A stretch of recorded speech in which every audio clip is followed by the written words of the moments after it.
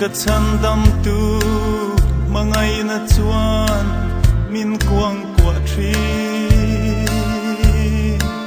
sual na chum pui zingin ka kong min lia ka kal thiam lo lalpa min shroi zel ro i kong ral muang a chuan min shroi ang che ka chak na lal isu nang ka ngai che ka tharau ta sol na dai him nang inisi thamuan la fam kim min pe tu lalpa lo nai le ro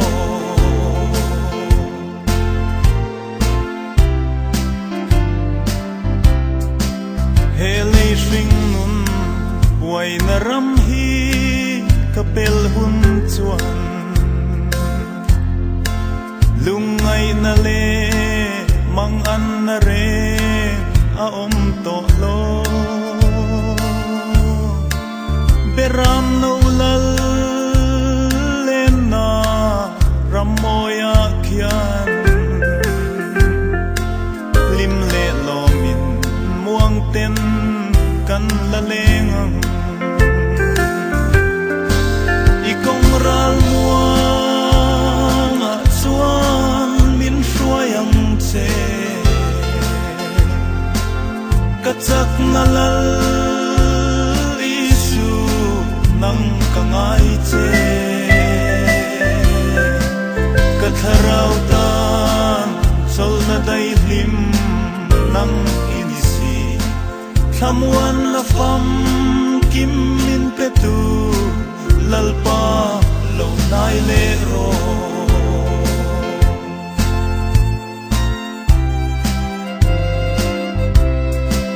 ka khwal zin kong nga min hruai zel ro chan dam tu iram moi kan thlen ma lo chuan kho bela hian har sat mang an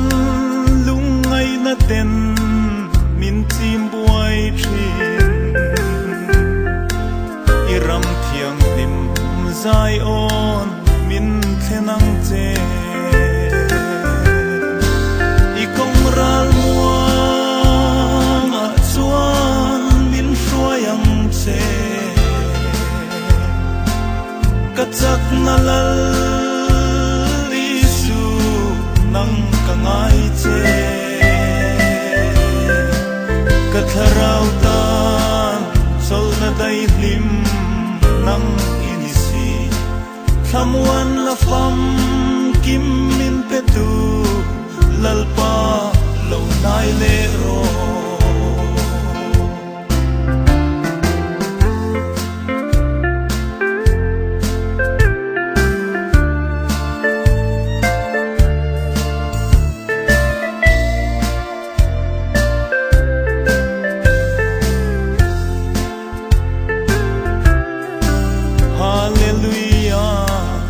amen lalpan